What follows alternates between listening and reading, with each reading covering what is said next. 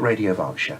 Bill Buckley with you. We've been warned for many years now, haven't we, about global warming and the potentially catastrophic effects that it could have on the planet. Indeed, in the light of so many recent unusually severe weather fronts around the world, some might argue it's already having those predicted effects. But why have human beings allowed themselves to create such a world? And why, even now, do they sometimes seem so slow to take radical action to try to put it right? Could it be that the Gilgamesh Gene is responsible? Dr. Robin Russell-Jones has written the book, The Gilgamesh Gene. I first asked him about the name. Who or what was Gilgamesh? Well, the Epic of Gilgamesh is the oldest story in recorded history. He was a king who lived in ancient Mesopotamia. And whereabouts was that, by the way? Southern Iraq. Right. He lived in the city of Uruk, which is still there in the desert today, but the river Euphrates has wandered off, so it's no longer on the riverbank. It's now in the middle of the desert. But yeah, he ruled Uruk in 2750 BC, and the first poems about him were written down at the end of the 3rd millennium BC, and the epic itself, 2 versions, one written around 1750 BC and the sort of more well-known standard version written around 1200 BC. So it's a very ancient story.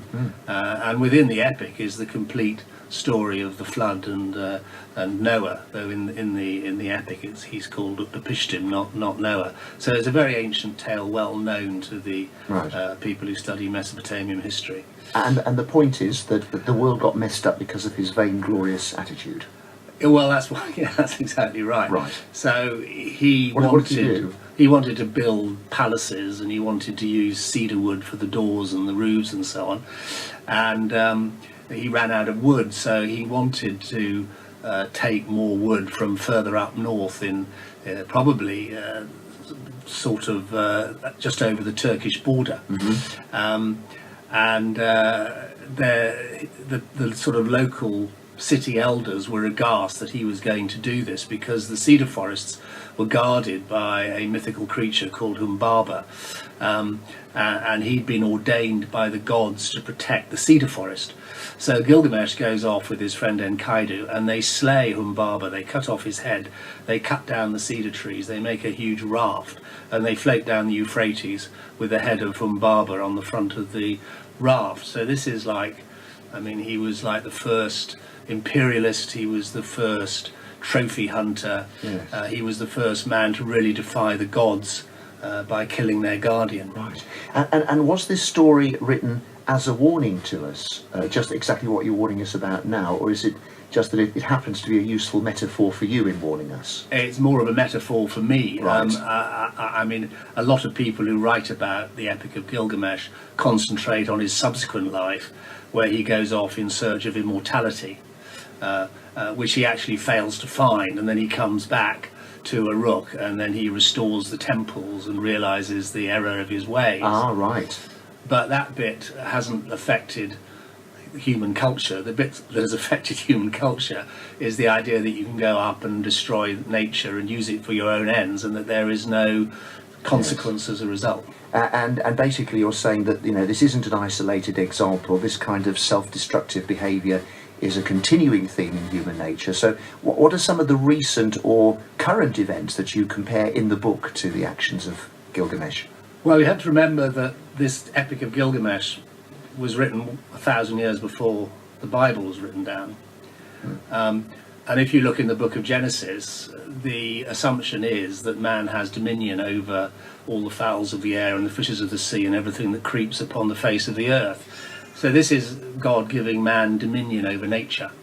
And man has sort of accepted that. Thank you very much. Yes. And he has exploited nature for his own ends. Yes. But obviously there is a limit, because the world has a finite amount of resources, and it is not possible to have an ever-expanding economy and ever-increasing GDP on a planet with finite resources. And we are now getting close to the limit of the Earth's ability to absorb the pollution that is generated by our industrial activities. So only being able to define our how well we're doing by whether GDP is going up, for example, that is Gilgameshian in your view. Any other events in recent history, perhaps? Examples would be great. Yeah, I mean, particularly the Gilgamesh Gene is the idea that you can do anything to benefit yourself, and you can exploit whatever is available to make yourself famous in perpetuity. And there are many examples of that type of character, particularly amongst world leaders. I think the most obvious example at the moment is probably Donald Trump. Thought you might say that. Yeah. Yeah. He has a narcissistic type of personality. Everything he does is geared to make himself look better. And he's quite happy to tear up the Paris Agreement because he labours under the delusion that climate change is a conspiracy invented by the Chinese to remove American jobs. Well, we have to, in a sense, we have to hope that's what he thinks, because the alternative is that he knows he's aiding the world's demise and doesn't care, which is an even more terrifying thought. I don't think he does care. Right. I think he's environmentally illiterate. Yeah. I think his lack of knowledge is fairly profound in many areas, but the most obvious example is his complete lack of understanding about environmental issues. Yeah. We shouldn't perhaps get sidetracked just on this one issue, but if the rest of the world goes ahead without America on that climate agreement, might that be enough to save the day? How crucial is the Trump? danger is that a lot of countries that are vacillating will follow America's lead and decide that they're not going to do anything either. But I mean, you're right, if the rest of the world goes ahead, then America will get left behind and will be left with redundant industries, fossil fuel based industries rather than renewables, tidal power and all the rest of it. And of course that's exactly what happened in the 70s and 80s with the car industry in America. They decided they didn't want to produce cars that were economical. They thought that gasoline would be cheap forever. They continued to build gas guzzlers, and Detroit went bankrupt. So, in your view, Trump is not only doing things that are populist and doesn't care whether they're right or wrong and will kill us all or not, but pretty soon they won't even be populist. So he's shooting himself in the foot as well as the rest of us. Yeah, I think eventually the American voters will realise that Trump has perpetrated the most massive hoax upon them, because he promised that he was going to represent the people, but he stuffed his cabinet full of billionaires. I mean, it's the richest cabinet in the history of the world. So that's where his true interests lie. And this all comes down to him having a particularly strong Gilgamesh Gene. Discussion with Dr. Robin Russell-Jones, who's written the book The Gilgamesh Gene, basically about vainglorious, destructive human behaviour and its consequences. I asked Robin whether he thinks it's actually a physical gene, or was this just a way of describing it that we lay people could understand? Well, that's a very good question. I got no scientific evidence to show that it's a particular gene. But when I was a junior hospital doctor, I was very involved with a campaign to get lead out of petrol called the Campaign for Lead-Free Air. I was its medical scientific advisor for 3 years, and then I became chair. And we organised a conference on lead in 1982. And the person who came to speak from America was someone called Claire Patterson, who's a remarkable scientist who had been involved in the production of the first atomic bomb. So he worked at Los Alamos on ultracentrifugation of uranium isotopes. And then after the war, he set about dating the age of the Earth. So he was actually the man that told us that the Earth is 4.55 billion years old. And he did that by, again, using lead isotopes and the decay of uranium. So that's how he did it. Right. And he then spent the rest of his working life working on contamination of natural ecosystems by lead, and he was able to show that there was massive contamination emanating from lead added to petrol. And I met him in 1982, and we were sort of chatting about why it was that man had put a potent neurotoxin into petrol and disseminated it all over the world, and think that this wouldn't actually do anyone any harm. And of course, by that time, we had very good evidence that it reduced the IQ of children and affected their behaviour, and so on and so forth. And he said to me, well, man has a gizmo. I don't know where it comes from, but it makes him do terrible things. Right.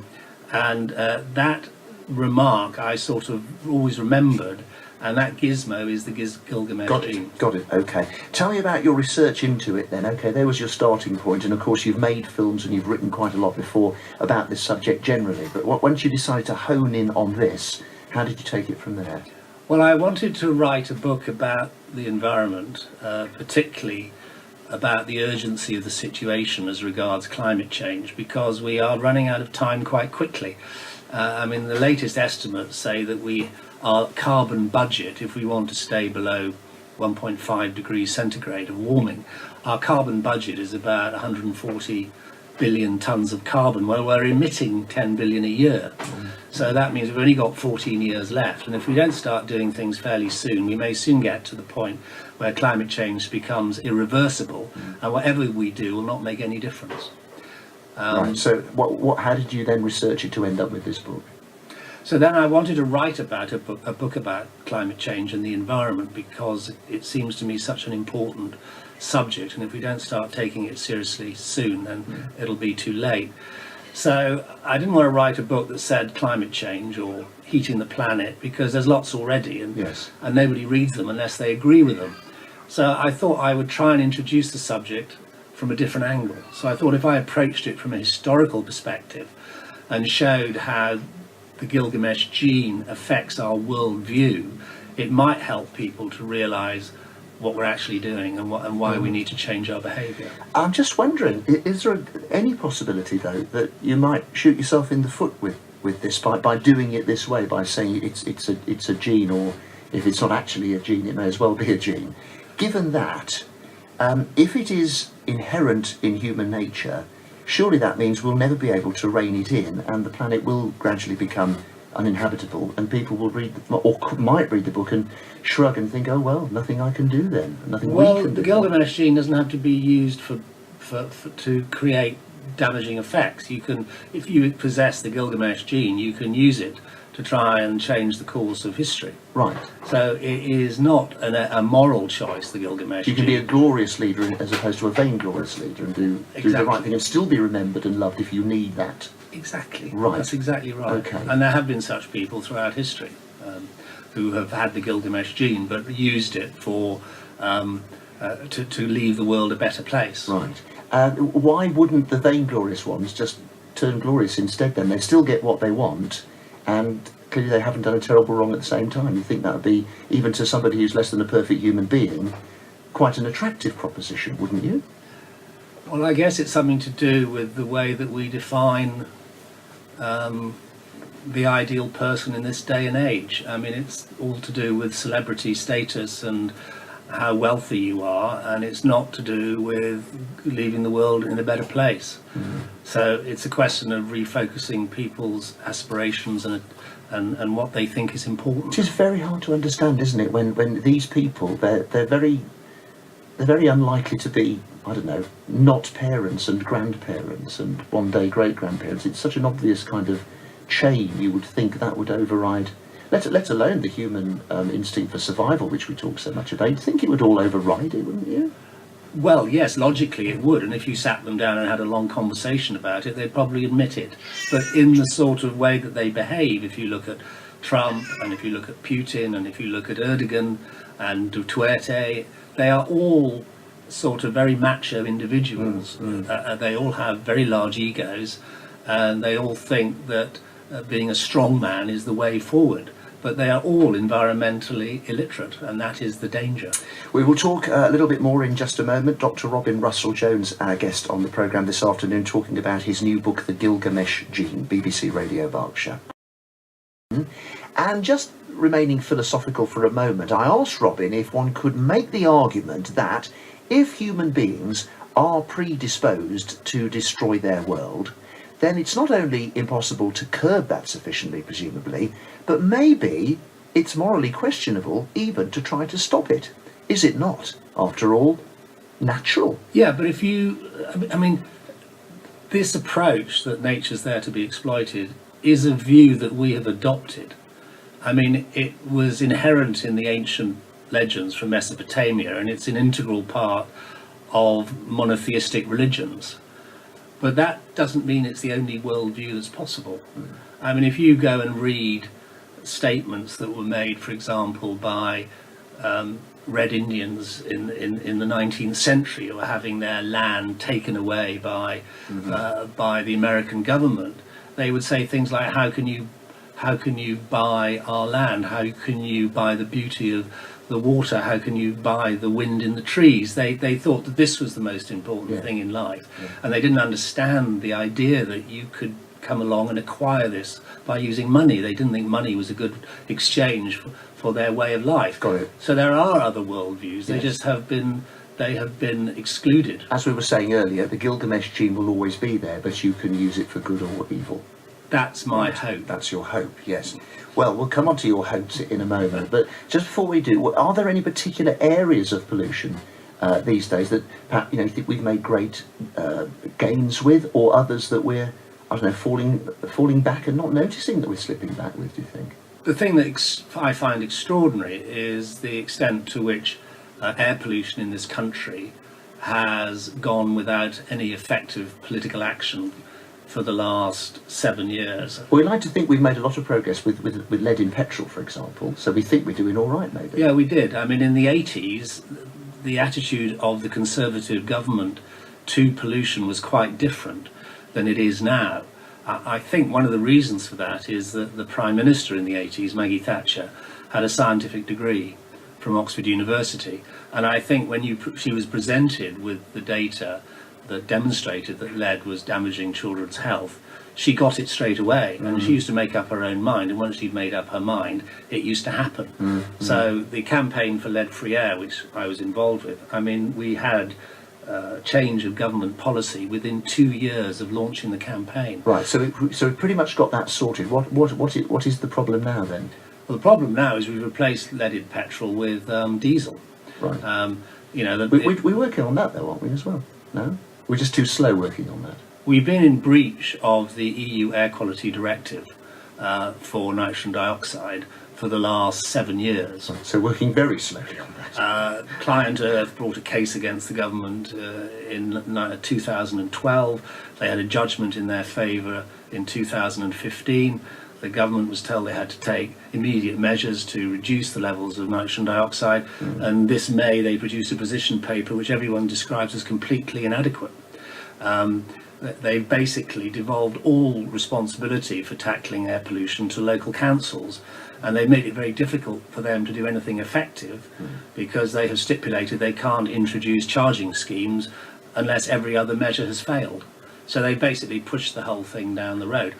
I suspect what the government is doing is waiting for Brexit, and then once they have achieved that, they will then repeal the EU Air Quality Directive, and then they will be let off the hook legally. Wow. Which does bring us to how optimistic you are about the future, and that doesn't really start this conversation very well, does it? I mean, do you think that our, I don't know, great-great-grandchildren, for example, will be able to live in a generally tolerable environment? Are we going to pull back from the brink? Will the corresponding survival gene defeat the Gilgamesh gene, or at least hold it in check enough? Well, we've got the intelligence, we've got the ingenuity, we've got the enterprise to tackle climate change.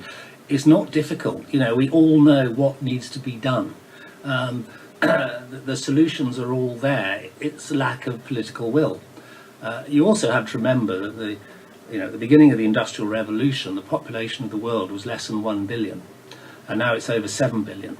So everything that is causing problems, the reason that we are pushing at the limits of the planet's ability to cope, is because of population. So if one had to do one single thing to improve all environmental issues, it would be to get a handle on overpopulation. Well, this hasn't been the jolliest 3 o'clock interview we've ever done, but it's probably one of the most important ones we've ever done. Thank you so much for talking to us. The book is out now? It is. It's available from Shepherd Walwyn, or it's available through Foyle's Bookshop. And that's The Gilgamesh Gene by Dr. Robin Russell-Jones, BBC Radio Berkshire.